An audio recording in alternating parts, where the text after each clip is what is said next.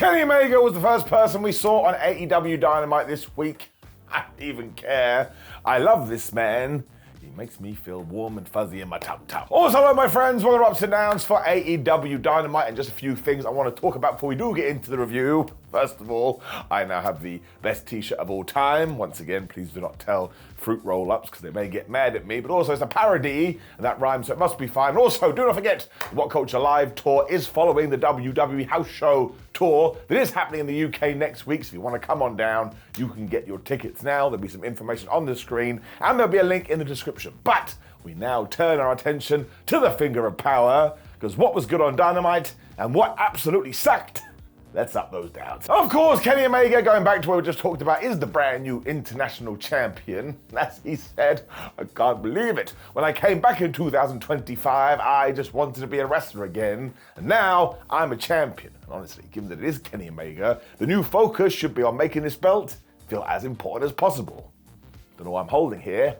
Nothing. He also thanked his friends, his family, his fans, and the doctors, obviously, as well as Will Ospreay, because he never saw that one coming. And he also thanked Takeshita for being the guy that pushed him to get back to the top. I like to think he meant this literally, and before the match, Takeshita was just in the back, like prodding him a bit, and eventually was like, fine, I'll fight you. Omega then talked about the title Eliminator tournament that was just announced from nowhere on social media a few days ago, but I actually thought this was quite good, because he was like, man, Tony Khan wants to do this to prove who is the best. So when he had fed me this information, I was like, well, I, Kenny Omega, believe I'm the best, so sure, let's figure out who's the best. Sometimes that's all I need. I can tie it together with a string. That was basically it too, because Omega then dropped his goodbye and goodnight line. Although as he was leaving, the Ops came out, and they all kind of stared at each other. And I was like, maybe we're gonna do Samoa Joe versus Kenny Omega. Don't know who that is. And then I remembered that Shibata is in this tournament, so we were teasing that. But that worked too. I enjoyed this. Once again, basically just in love with Kenny Omega. What you gonna do? Up. The Ops are also facing Eli Thesis, Gabriel Arios, and Vinny Pacifico. Obviously, you can figure out what happened here. Hook, Samoa Joe, and Shibata. They basically killed these guys. It was Shibata who got the chokeout victory as well, so once again that ties into the fact that he looked at Kenny and Kenny looked at him. But actually, as you are going to find out, as we do go through this episode of Dynamite, there are a few guys that will make you go, yes, I want to see that match versus Kenny Omega. So basically, whoever does win this tournament, the other guys should get a shot too. Doesn't make much sense. But sometimes I just want to watch good matches. Let's hope we do something more with the Ops soon as well, which is a very strange sentence, because I don't want those Trios Championships to be forgotten about. Starting to worry that may have already happened, but I'm a positive Pete, and I do believe it's perfectly okay. Ricochet was then backstage with his wonderful bald head, which he now feels the need to cover, so I hope you're all happy. He thinks he got screwed at Revolution. Even then, though, that's not going to stop his vision, and in fact, he just saw Kenny Omega with some gold, so maybe he'd like that, when he was like, I tell you what I don't care about, stupid ass robes. That made me laugh. It's like your partner breaks up with you and you're like, don't need you at all, I'm not going to miss you. Somebody please pass me the ice cream. Of course, Ricochet is in this international tournament. There's another match I'll definitely take, him versus Kenny Omega. And honestly, you can disagree with me, that's totally fine. But Ricochet going to AEW was such a good decision. This is the best version of the man we've ever had. I mean, he is truly a wonderful dickhead. It was then back to the aftermath of Revolution and what we didn't see, because Swerve Strickland was here and he was like, damn right, I am going to win that AEW World Championship at Dynasty, because last year, that's when I also did that. So let's repeat some history. Adam Copeland then walked in and made it clear, by the way, I didn't lose my title match, so maybe I will be champion before that pay-per-view. And essentially, that's what we teased. Don't know what else to tell you. They then did fist bump to make it clear they are baby faces, and yes, in 7 days' time, we are getting Adam Copeland versus Jon Moxley Part 2, and it's going to be a street fight. Jon Moxley also popped up in a promo after this, and all like, man, I don't care about rules, so let's not do no rules. That's perfectly fine as a television main event, and I would guess that Christian Cage probably screws over Adam again, because he's super duper whooper mad. Some people on the internet are melting down about this, but we'll talk about it later. The main event on this Dynamite was Orange Cassidy versus Hechicero, so I think we can get away with that one too. Man, this one really was random. I mean, kinda. AEW did justify it, but it was Brian Cage and Dralistico taking on Powerhouse, Hobbs, and Hologram. I mean, why? Now we did get footage of Powerhouse telling Don Callis, well, just send me one of your goons and I'll whoop their ass, when it was actually Hologram who accepted on behalf of Hologram. So I think this is actually what we are doing with Harley Cameron. Now, it does make me laugh, so I can't get mad about it, but I also think she should have a proper feud. Fingers crossed. Hobbs then stormed to the ring to get into a big man slapping man meat battle with Brian Cage, as of course Dralistico and Hologram did flippy dippy doo-dah stuff. So really, no matter what style of wrestling you liked, this should be your match of the year. It gave you everything simultaneously. Dralistico and Hologram have been fighting on Collision as well, so look, it does tie in. It was just such a weird smashing together of stories. Dralistico hadn't forgotten either, as he tried to pull the mask away from Hologram, which everyone is trying to do in AEW at the moment. But the bit you really need to see is when Hologram went to do a dive 2025 onto Brian, who caught him in midair and gave him a suplex. I watched that 42 times, and every single occasion I was like, hot damn. I'm also a huge fan of Brian Cage's new beard, because it was totally unhinged. Because the Beast Mortis had come out with his guys, he also started to beat up Hologram behind the referee's back, and I was like, man, Graham is having a terrible day. But do not worry, because Harley Graham was here to, I would call it making the save, but it was more like a very strange distraction, and she started swiveling her hips. Look, you can't really call fault with this. It actually worked, and the Beast Mortis was hypnotized. It worked too because Dralistico had to go out there and say, you idiot, would you stop doing this, which allowed Hologram to hit his fall away slam. Hot tag to Powerhouse Will Hobbs, he ran wild. He threw Dralistico around for a little bit before we got even more big men slapping man meat between him and Brian Cage, and honestly, I will always take a hoss fight. Hologram then decided, well, I'm going to Hurricane Rana everyone, which was a terrible idea, because of course Brian caught him and gave him a bomb of power. That just made William really mad. He was murdering everyone. He was throwing people into the ring apron, which is the hardest part of the ring. But I think he was like, listen, I'm the guy that's getting pushed right now. He hit the spine buster, 1, 2, 3. That was pretty cool as well, because he caught Dralistico out of midair, and after the match, out came Lance Archer and Mark Davis. This did confuse me a little bit, like everyone just looked at each other. But one, what happened to Lance Archer and Brian Cage going after the tag titles? And two, Mark Davis doesn't really seem bothered to be in the Don Callis family anymore. Like he sometimes pulls a facial expression, but I think we dropped that story too fast. So look, even though this was totally random, it was mega entertaining. And given the state of the world right now, I'm never gonna get mad about that, so I am gonna get it up. But yes, some of the stories here are bonkers, and trying to keep up with them, well, it can be a little 2 + 2 = potato. I hope we do get that Hurt Syndicate match. I was looking forward to it. That's a doubt. MVP then did a big old interview after Revolution where he said, hey, Shelton Benjamin and Bobby Lashley, you should have the week off. You've worked really hard. That's all I need. They explained it, so when they're not on the show, my brain goes, ha ha, everything's gonna be okay. You also got this super video drawing a line under the feud between Mariah May and Toni Storm. I think by this stage, we do have to give it a round of applause. I mean, it was encapsulated here. It really is one of the best feuds that AEW has ever done, and it should become the template for others moving forward. It also turned out the timeless Toni Storm was going to be on the show proper because she did walk out. And as you know, I'm a huge advocate for this. If you have done something major on the pay-per-view, you absolutely should come out on Dynamite and go, oh, hi, I'm doing okay. She looked totally beaten up for obvious reasons, and also said the tramp is still the champ. I don't know about her, but I think she should also start calling herself the Trampion. Storm also admitted that this has taken a chunk from her heart, but it was totally worth it because of the AEW Women's Championship. She is most definitely a babyface now, because she was all like, I am so happy. We do have such a talented women's locker room, because I am going to defend this with honor. Storm also talked about some of the other belts in the company, including that one that was locked in a briefcase, so that made me laugh. When she basically said fighting her was like fighting the zoo. Actually, what I'm going to do right now is basically just repeat verbatim, or paraphrasing a little bit, what she said. Because she bleeds like a pig, licks like a giraffe, and she will eat you like a lion, you'll never hear her meow, because she's no pussy, and nobody swings like Toni Storm. I really hope you put the kids to bed. She went on because she said, so ladies, put your keys in the bowl and let's get this orgy started. And you know what that's tapping into, which is exactly what you think it is. It will be messy, sweaty, and it will always be timeless.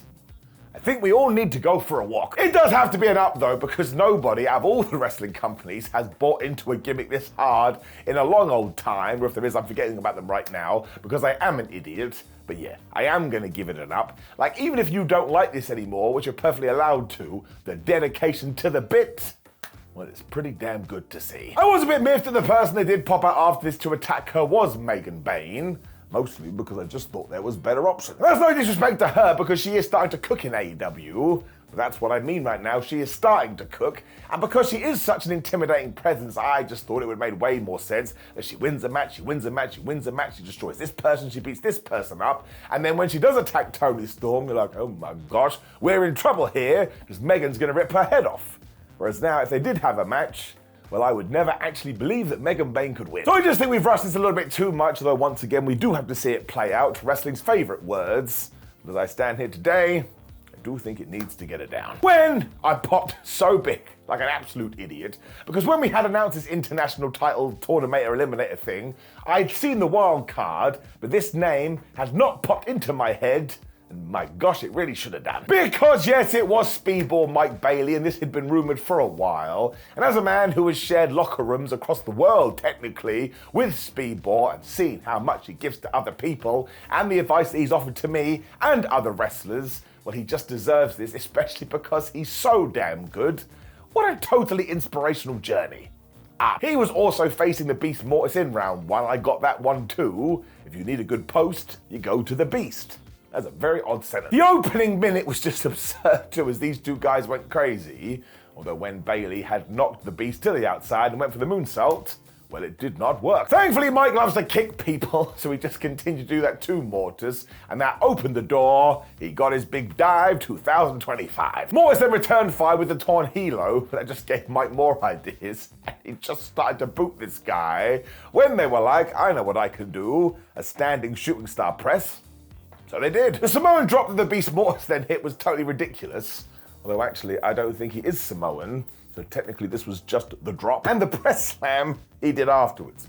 The Beast Mortis was never going to win, but if he was going to, you should have done it after that. Bailey also hit this awesome Liger bomb before that for a good 1-2. And soon after that, he reversed the bomb of power into a Hurricane Rana, hit the PK, when Bailey was just like, man, I'm gonna charge up my foot, which of course was naked, and just kick the Beast Mortis as hard as I can in the head. He went down, Mike Bailey won. I honestly don't mind if Speedball wins the whole thing as well, because they are just so fun to watch. And again, who the flub doesn't want to see Kenny Omega versus Speedball Mike Bailey in AEW? There'll be one person out going, I don't want to see it. Okay, well you can go have an ice cream instead. This is absolutely gigging up. But Kenny Paquette then decided she was going to jump on the troll wagon again, because she found the patriarchy, and she was like, oh, hi, Christian Cage. What happened with that big old contract cash-in at the weekend? Now, Christian was just the best here, because he started by going, excuse me, Renee, I believe you are related to Jon Moxley, so I am not going to talk to you. And he shooed her away. Christian then went off saying that he wants his contract returned to him, because he didn't pass out at Revolution. He was just monitoring his breath. Or words to that effect. It made me laugh out loud. We need to have Christian Cage cutting more promos. This was totally unhinged, because he said he told the referee, I want a one-on-one match with Adam Copeland, and it magically turned into a three-way. This is why this character is so good. He says things like they're factual statements, and you hear them, you're like, you're just lying. What a villain. I then freaked out because Nick Wayne cut him off and said, dude, you didn't stick to the plan, this is your fault. I was like, Nikki, what are you doing? He's going to disown. Of course, Christian got right in his face, because no fake son's going to talk to him like that.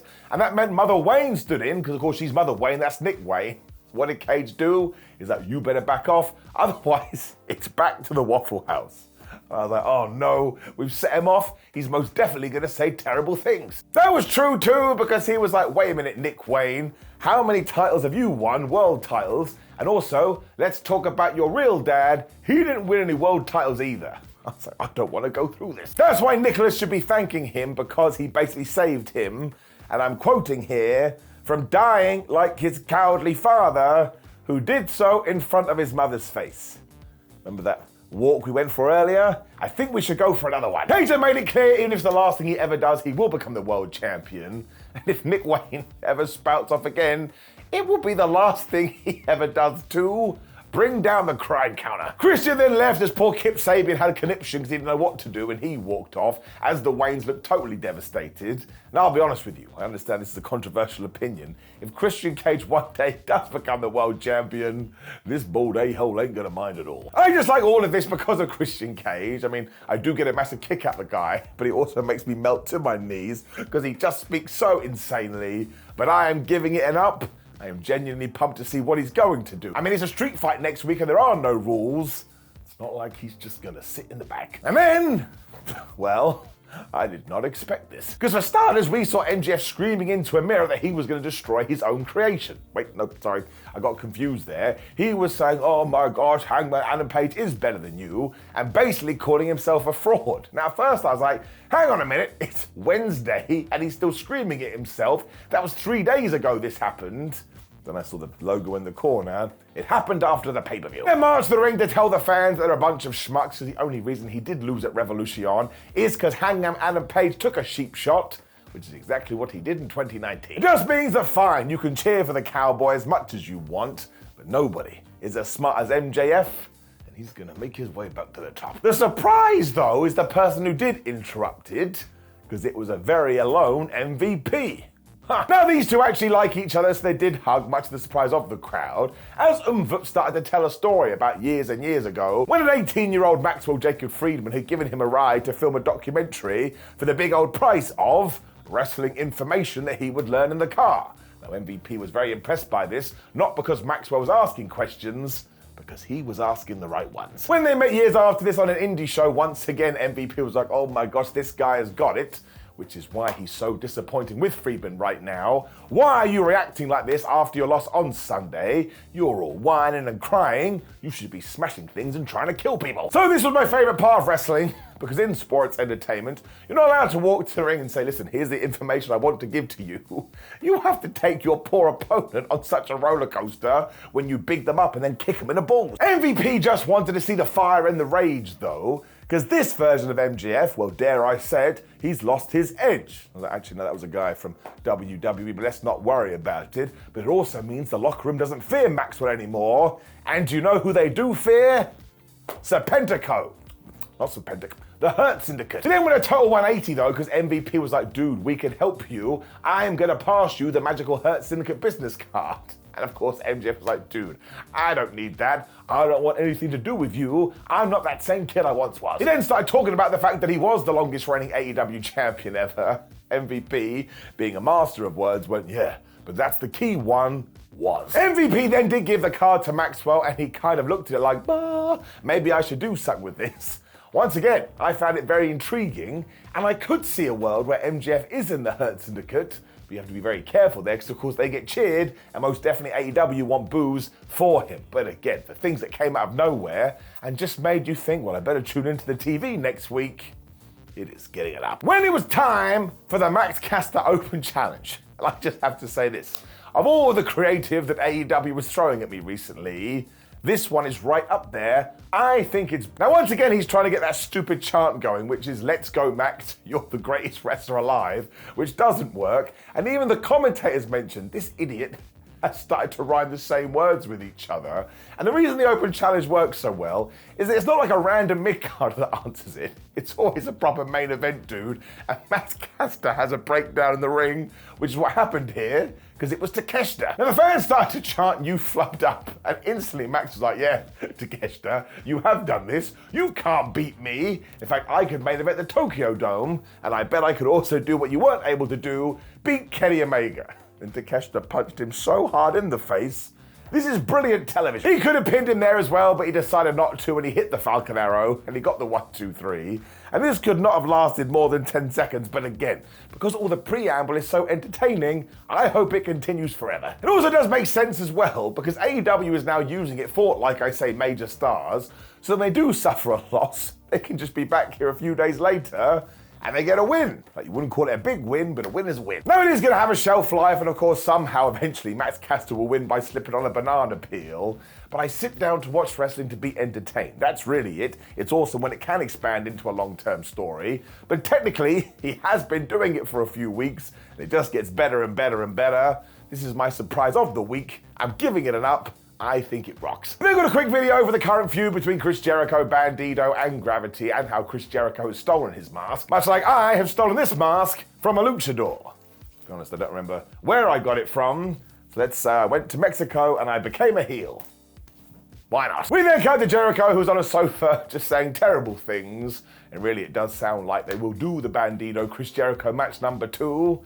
Bandido is probably going to become the Ring of Honor World Champion. When we did indeed get to Willow Nightingale versus Penelope Ford, quick down. Because I just need more from talent like this. Like, I understand there's a story here, but I just think we could pour so much more narrative onto it. I don't like to contrast and compare, but you could do something like Hangman Adam Page and MJF for these people. They have the goods. Just popped into my brain, so I am giving it a down. I suppose Toni Storm and Mariah May would make more sense. We do have a little bit of story here, which we'll get into in just 1 second. But as soon as the bell rang, it was just so fun to watch. Like Willow was plowing through her with shoulder tackles. Ford's like, you can't do that to me. So she dodged. Willow went into Tina the turnbuckle, and Penelope just whooped her in the tum-tum. Ford then took over until Willow lariated her head off, and we had gory bomb attempts and other such tomfoolery. When Penelope Ford bit her, and she took her down with another move, and she started to lick her. I was like, wait a minute, is that like an apology for the bite? I don't know what to do with this. Nightingale then tried for the power slam, but Penelope was able to get the most devastating move. In all of sports entertainment, the surprise roll-up that only got a 1-2-ooh.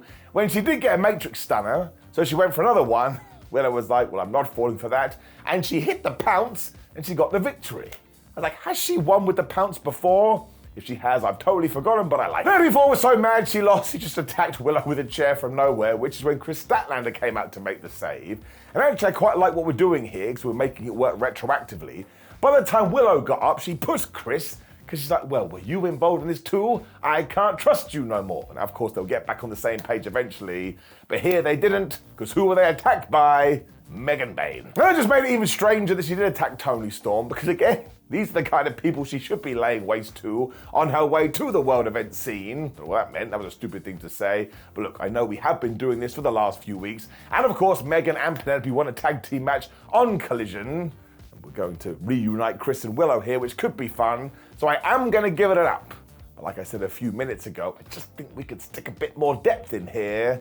I keep my fingers crossed that we do. Mercedes Moné then couldn't speak because she got booted right in the throat. And given that Renee Paquette was hosting this interview, they did welcome in Billy Starks. And they were like, hey Billy, what did you learn from watching Mercedes at the pay-per-view? Starks just went, don't get kicked in the throat. It was very funny. Billy then just opened up on Mercedes Moné saying, hey, I was a champion when I was but 19 years old, so I think you and I should fight next week. I was like, honestly, this Mercedes AEW tour is hilarious. She is literally taking on everyone. Moné obviously got annoyed about this and told Billy, man, next week I'm going to tear you limb from limb because you're out of your depth. But I think this is such a good plan. Like, Billy Starks is super duper good. She held her own here, and if she does have a good performance with Mercedes, or she can go up the ladder, no notes. Will Ospreay then came out for a promo and basically said, yo, bruv, I would like that AEW World title.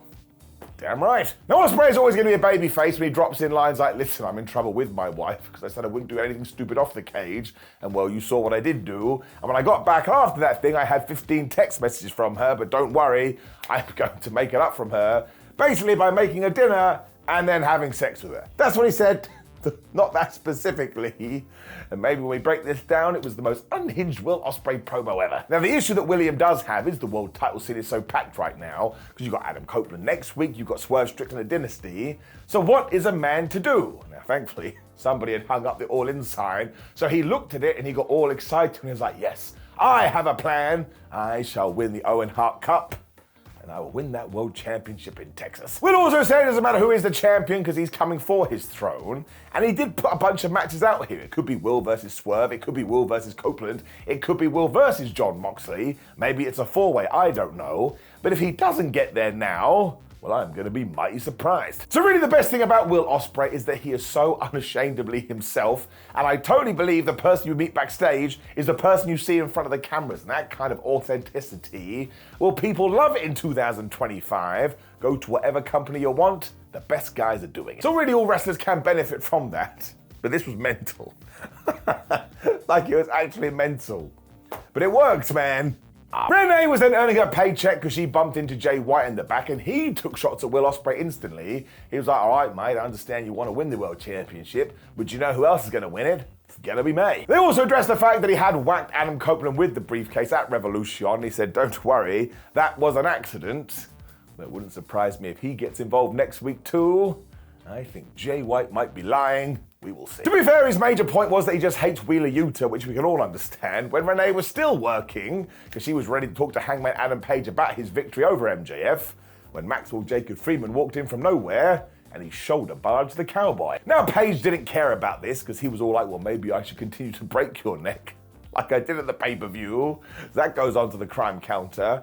And also, let's talk about last week, Mr. Friedman. You acted like you were trying to set me on fire, but once again, you're such a phony. We all see through you. We all know that deep down you really care about what the fans think. Now that just set MJF off because he was like, man, I don't care what you think. And we all know what's going to happen. I will go on to become a multi-time AEW World Champion, whereas you will climb up the mountain and just when you get to the top, you'll go tumbling down because that's what you do, Hangman Adam Page. You can't win the big one. That will then become a self-fulfilling prophecy because his non-confidence will become the fans' non-confidence and they will turn their back on Adam. And do you know who will be laughing the whole time? Obviously, it's MJF. Now, Page, being the cool cat he is, just tried to brush this off, but honestly, this was such a good promo. These two together just make magic. I would go to their show at my local consortium. So we absolutely have to do a round two, and I presume we will. They'll keep getting in each other's business, but I am giving it an up. Some things just work. When we did get to our main event, which was indeed part of our international title eliminator tournament, Orange Cassidy versus Hechicero. As I kind of hinted about earlier, I'm going to be a terrible person and down. Now, look, I totally understand that it sounds like AEW had to switch a lot of Dynamite because some people got injured at Revolution, but I just don't think this is the kind of main event that you should be doing on Dynamite when you are coming out the back of a pay-per-view. I mean, Hechicero is an incredible wrestler, and listen, he has all the potential in the world, but we haven't seen him for a while. If I was somebody like Big Bill, I'd be like, wait a minute, why aren't I in this tournament? I've been doing pretty damn good. So once again, I just think it's doing something too soon when you could build somebody up instead, but maybe that's just personal to me. I don't know, but I am sticking with my dad. Otherwise though, the match itself was so damn fun, and this Orange Cassidy, man, in terms of modern wrestlers, he is one of my favorites. Like Hechicero didn't want him to do the hand pocket thing. So instead, Orange became the Undertaker and he was walking on the top rope when he hit a surprise roll-up with his hands in his pockets. I tell you, that's a very hard thing to do. Hechicero was so damn mad, he went after the arm and basically broke it. Yeah, that meant when Orange was going for moves, he wasn't able to do them now because he had a wibbly-jibbly arm. He also got hit with a backbreaker when he did come back with a Stun Dog Millionaire, but once again, because his limb was screwed, he couldn't do much. But he still climbed to the top rope and he jumped right into an arm bar. I was like, Orange Cassidy, you piece of fruit, what are you doing? He then tried for another Stun Dog Millionaire, but Hechicero was like, no, you're not doing it twice, when he went for his spinny torture rack thing. When, of course, Orange used that momentum and he hit the most devastating move in all of sports entertainment, ProWrestlingTees.com/Simon, the surprise roll-up. He got the 1, 2, 3. He is going to the next round. That's especially cool, too, because Speedball Mike Bailey walked out after this, because it is going to be Orange Cassidy versus Speedball next week on international television. As a geek and a nerd of pro wrestling, that makes me so damn happy. Some people melting down all the time. I'm just having a great old time because this is making it to somewhere I never thought we'd see it. So overall, screw the main event. That doesn't really matter. I am giving it an up.